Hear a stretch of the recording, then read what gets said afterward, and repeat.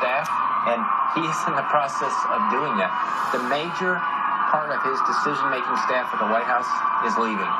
The Secretary of State is leaving, the Secretary of Defense is leaving, the CIA director is leaving, he's going to have a new chief of staff. Presidents usually get in trouble when the staff stays on too long.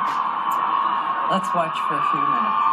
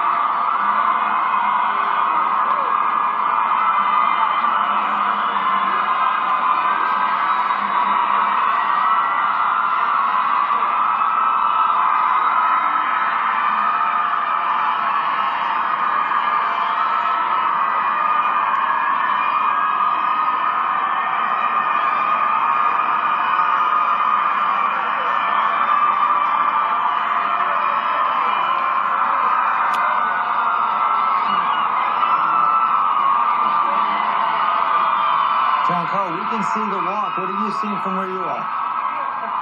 It's something else. I can barely hear you, George, because the noise here is deafening.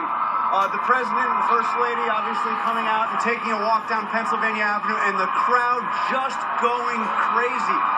These are the people that helped him get elected and reelected. They are enjoying this moment for all it is worth. Packed as far as I can see up and down Pennsylvania Avenue, and as loud as you can imagine. They are energized. They are taking in this moment, a moment of pure celebration for the people along this parade route.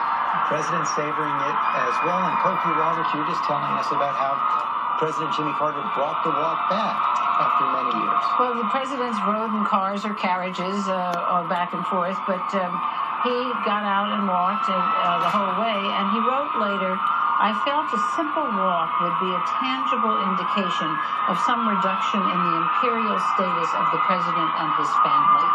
So it was a statement, and it was a statement after the Nixon presidency, particularly. So he was showing that he was the people's president and making that walk.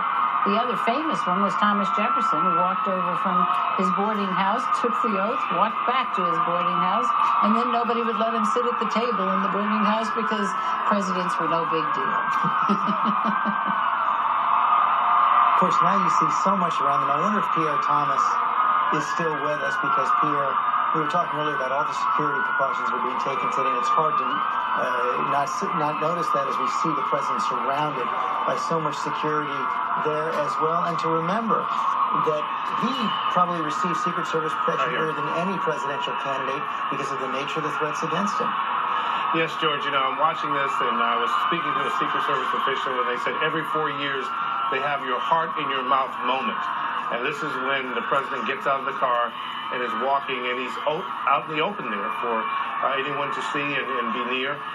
The officials say they try to work out with him the best location to get out so that they are not completely surprised by him getting out. But one official said it's totally up to him what he wants to do, and they have to follow his lead.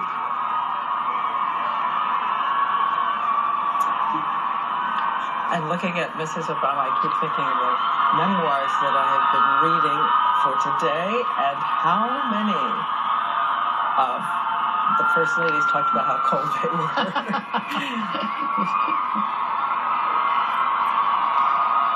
There's a general feeling that this is the time they can savor it right. And Nancy Reagan, writing in her memoir how much she savored that private swearing-in that she and President Reagan had, just as President Obama and the First Lady had yesterday, just the family in that blue room with Chief Justice John Roberts. This is a long walk. Tell me the building. Which one is this? The old post office. And it's now offices. It's the National Building Museum. No, it's not the pension building. But this is offices. There's some government offices there, some private offices there. And I believe Donald Trump was just bought it. I do. I think you're right. I do think you're right.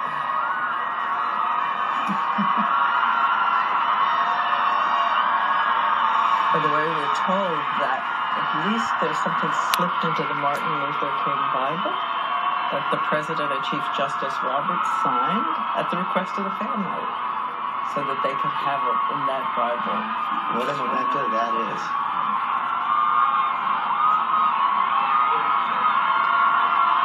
After the parade's 2 balls tonight.